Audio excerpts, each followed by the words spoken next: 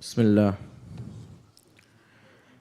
عن أبي هريرة رضي الله عنه عن النبي صلى الله عليه وسلم قال: من غدا إلى المسجد أو راح أعد الله له في الجنة نزلا كلما غدا أو راح. متفق عليه. Abu Hurayra radiyallahu anh reported, the Prophet sallallahu alayhi wasallam said, he who goes to the mosque at dawn or dusk for salat, Allah prepares a hospitable abode for him in Jannah every time when he walks to it or when he comes back from it. عن أبي هريرة رضي الله عنه قال: قال رسول الله صلى الله عليه وسلم: يا نساء المسلمات لا تحرقن جارة لجارتها لا تحقرن جارة لجارتها ولو فرسنا شاة. Abu Hurayra radiyallahu anh reported, the Messenger of Allah sallallahu alayhi wasallam said, O Muslim woman, never belittle any gift you give your neighbor, even if it is a hoof of a sheep. عن أبي هريرة رضي الله عنه عن النبي صلى الله عليه وسلم قال: الإيمان بضع وسبعون أو بضع وستون شعبة فأفضلها قول لا إله إلا الله وأدناها إماطة الأذى عن الطريق والحياء شعبة من الإيمان. متفق عليه. Abu Hurayra radiyallahu anh said, the Prophet sallallahu alayhi wasallam said, Iman has over 70 branches, the uppermost of which is the declaration, none has the right to be worshipped but Allah, and the least of which is the removal of the harmful objects from the road, and modesty is a branch from Iman. Jazakallah khair. Bismillah ar-Rahman ar-Rahim.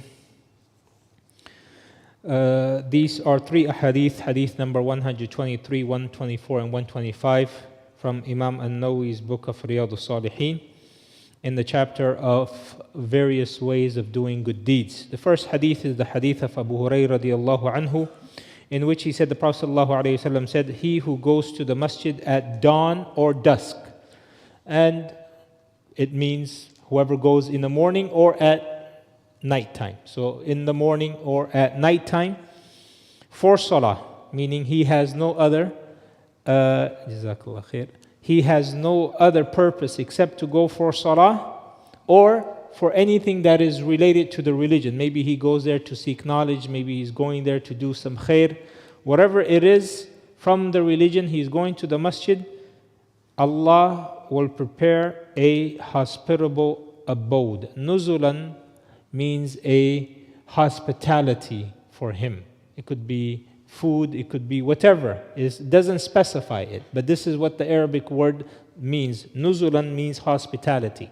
Now, we can go ahead and use our imagination, and still we would not be fulfilling the rights of the word hospitality in the context of this hadith, because what Allah has prepared of hospitality in Jannah is مَا لَا عَيْنٌ رَأَتْ وَلَا أُذُنٌ سَمِعَتْ وَلَا خَطَرَ عَلَى قَلْبِ بَشَرٍ. No eyes has ever seen, no ears has ever heard of, and no mind has ever, no heart has ever pondered over it. So, what should we know? We should know that anyone who goes to the masjid, whether in the morning or in the evening, for salah, Allah is going to prepare hospitality for him every single time that he goes. So imagine how many times have we come to the masjid just in the past 1 year. Some of us, we come to the masjid more than one time, more than 2 times, more than 3 times in a particular day.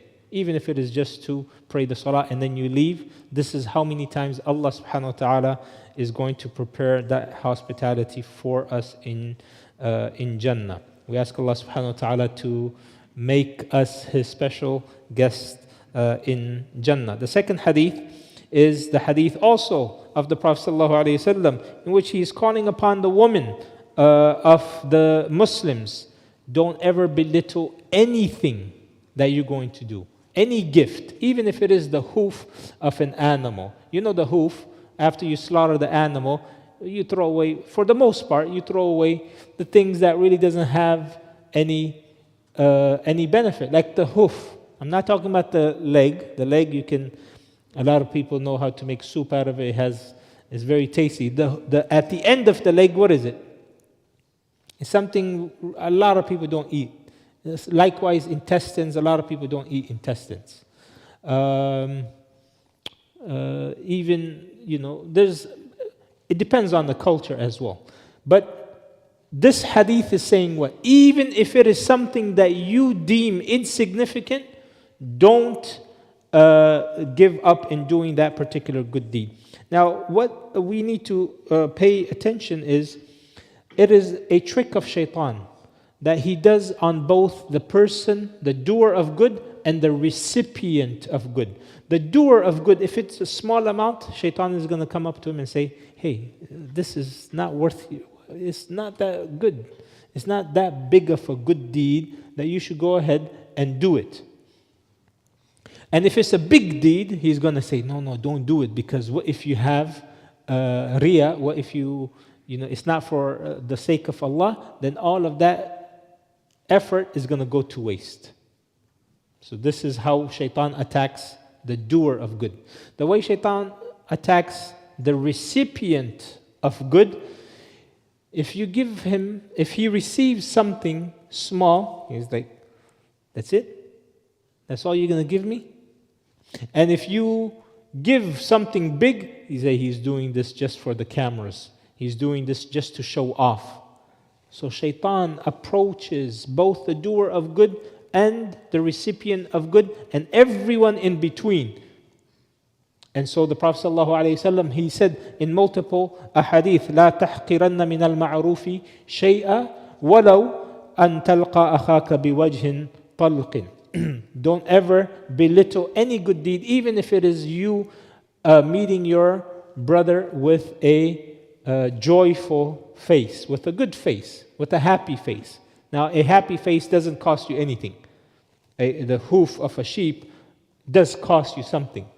But basically, what is in different contexts, the Prophet ﷺ saying, don't belittle any good deed that you are able to do, and don't give into the trick of shaitan. The third hadith is also the hadith of Abu Hurayra. SubhanAllah, you could imagine three, actually the one before it as well. The two previous hadiths that we covered was also from Abu Hurayra radiallahu anhu. You can imagine the khair that he has left behind, that all we're hearing is all of the hadith. Imagine if he said, oh, this hadith, it's not worth it. But imagine someone acts upon that hadith. Who gets the reward? It goes everyone in the chain, everyone that passed down this hadith, he's getting the reward, including Abu Hurayra radiallahu anhu. And then obviously, ultimately, the Prophet ﷺ, he's getting the reward for every single good that is happening in the earth by everyone until the Day of Judgment. So the third hadith is also by Abu Hurayra, in which he said, the Prophet ﷺ said, Iman has over 70 branches. And this is what happens when you're trying to translate Arabic into English. So the word is al-imanu bid'un wa sab'un. What is the meaning of bid'ah? What is the meaning of bid'ah? Huh? From? No, the word bid'ah. Just the word bid'ah. Okay. Yes. Very good. It's 3 to 9. Yeah. In the Arabic language, when you hear the word bid'ah, it means it's anywhere from 3 to 9. And some of the scholars even specified it more. They say it means 7. But we will say it's, so when you go ahead and know that bid'ah means 3 to 9, so this hadith, it means Iman has 73 to 79 branches. And that's why in certain other translation, it says over 73 or over 72, depending on how they look at it. So we also have, for example, Prophet Yusuf alayhi salam. فَلَبِثَ فِي السِّجْنِ بِضْعَ سِنِينَ. And so scholars said it means 7 years. That's how they got 7 years from bid'ah, because Yusuf alayhi salam, he spent 7 years in jail, and so they say bid'ah means 7, but that's not true, because it depends on the context. Sometimes it can mean 9, sometimes it can be 3, because also alif lam mim ghulibatir rum fi adna al-ardi. Okay, no, it's not this one. There's another verse in which it is something less than 7 years, but nonetheless, or the number 7. Here. Yes. Okay. Jazakallah khair. Yeah, it's the ayah. You stopped at the ayah right before it, so the professor took all the credit. Okay, khalas. May Allah give you both the reward for clarifying this. So what does that mean? Yeah, what does that mean? Yeah, when did the Romans fi bid'i sinin? When did the Romans defeat the Persian Empire? Yeah, I think it was about 7 years from the time it was revealed, and it happened actually after the Prophet ﷺ's death. And this was a fitna for certain people, because it didn't happen in his lifetime. It didn't happen in his lifetime. And it happened in the Khilafah of Abu Bakr radiallahu anhu. Anyway, now, knowing that Iman has over, I want you all to imagine, like Iman is like a tree. And we've mentioned in our Aqidah class how many times Iman has been likened to the tree. And it has 73 to 79 branches. The best branch, the root of all the other branches, is La ilaha illallah. Without it, Iman does not exist. This is how significant La ilaha illallah is. In fact, we've mentioned even in our Aqidah class, but we should be mentioning it here as well, that the significance of La ilaha illallah is that it guarantees a person Jannah, ultimately. If not right away, ultimately. It guarantees that a person will never spend an eternity in the hellfire. The phrase, La ilaha illallah, on the day of judgment, it will be brought, just written on a piece of paper. The heavens and the earth will be put on one scale. This La ilaha illallah will be put on the other scale. And La ilaha illallah, just the name Allah, will outweigh everything. So imagine what it is going to do to a person who has scrolls, who has mountains of sins, but he professed La ilaha illallah. That is the only good deed that he has. That will ultimately be a means for his salvation on the day of judgment. And then the Prophet ﷺ, he said, to the lowest part of that iman is to remove something that's harmful from the road. Meaning, if a person does not remove even something that's harmful from the road, in fact, he is the one who is littering the roads, what does that tell you about the health of his iman? That if the lowest part is weak, what about the biggest part? What about La ilaha illallah? What about his aqidah? And so on. And then the Prophet ﷺ said, and haya, which is modesty, shyness, this is also a branch of iman. You know, unfortunately, nowadays, haya, it is very rare that you can find haya, whether it's with the brothers or with the sisters. This aspect of modesty is looked down upon. If you have haya, it means you don't have self-esteem. If you have haya, it means you lack self-confidence. No, who said that? The Prophet ﷺ was the most confident person in himself as well as in what he said. But he was so shy it was described that he was more shy than a virgin girl being in her house. Likewise, his Sahaba, some of them were so shy, but yet they became leaders of the Muslim Ummah, like Uthman radiallahu anhu. They were so shy that even the angels were shy from them. Haya is something every single prophet brought and every single prophet taught the people. It comes in Hadith of the Prophet sallallahu alaihi wasallam in Bukhari. إن مما أدرك الناس من كلام النبوة إذا لم تستحي فاصنع ما شئت أو فافعل ما شئت. That from the earliest teachings of the prophets that got passed down, every single prophet taught their people, if you're not shy, do whatever you want. If you have no modesty, or if you are not shy, if you don't, how do you even translate tastahi? How do you translate tastahi? Come up with a nice translation.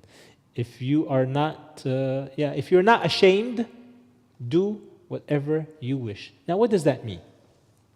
SubhanAllah, the scholars, they gave the explanation for this, 2 or more explanation, and 2 of them is the exact opposite. What do you think this hadith means, brother Nuruddin? If you are not shy, do as you wish. If you don't have shyness, then you will do any bad that is possible. Okay, if you have no shyness, then you will do whatever bad there is out there. Okay, what else? Yes? If you're not shy, the rest of your iman does not matter. If you are not shy, the rest of your iman does not matter. Okay? Yes?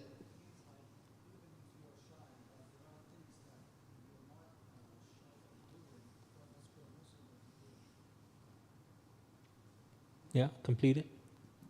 Oh, you're done? Okay. Okay, very good. The first one is what Nuruddin mentioned. That this hadith, if you are not shy, then do as you wish. It means that the people who don't have haya, they will go ahead and do whatever they want. The other meaning is, if you know that you will not be shy from this act, go ahead and do it. It's a license to go ahead and do it. For example, you want to come to the masjid, at a time other than salah. Or, for example, you go to the store with, something to return. If you're not a thief, you're not going to feel anything. You're going to walk in even if there's no security over there for them to check your receipt. You're going to do it. But those people who have no shyness, who have no haya, they will go ahead and do it anyways because they don't have it. Does that make sense, brothers? So, for example, let's say you come with your women folk to the masjid. You're going to be walking with them to the car, taking them to the car. Why? Because this is halal for you. You're not going to be shy from the people because of something that's halal. Does that make sense? So go ahead and do it. Is this haram to do? It's not haram to hold your wife's hand, to go out and shop. But if it is not your wife, the people of shyness, they're going to think about it twice, correct? And the people who don't have shy, they're going to do whatever it is, whether in the masjid, outside the masjid, in the shop, anywhere else. Is that, you see, the explanation, both of them are the exact opposite of each other. So, haya is something truly from the teachings of all of the prophets. However, when it comes to the truth, we should not be shy. When it comes to learning the truth, okay, Ustad, Sheikh, Imam, I don't know how to do this. I don't know how to read Surah Fatiha. Can you teach me? There's no shyness in that. A person who is shy will never be able to progress in their learning of the religion or anything. If a student is shy in school, yeah, he's too shy to raise his hand and ask questions, do you think he's going to learn? Same thing with the religion. Allah, He says in the Quran, إِنَّ اللَّهَ لَا يَسْتَحْيِي مِنَ الْحَقِّ وَاللَّهُ لَا يَسْتَحْيِي مِنَ الْحَقِّ. Allah, He is not shy from the truth. We ask Allah subhanahu wa ta'ala to make us be His guest in Jannah. We ask Allah subhanahu wa ta'ala to allow us to do every act of good, whether it is big or small, and to remove shaitan from us and do it in a manner that is pleasing to Him with full sincerity and ikhlas. May Allah subhanahu wa ta'ala allow us to live by La ilaha illallah and make our last words La ilaha illallah before we leave this world, and make us amongst the people of modesty and shyness. سبحانك اللهم وبحمدك أشهد أن لا إله إلا أنت أستغفرك وأتوب إليك.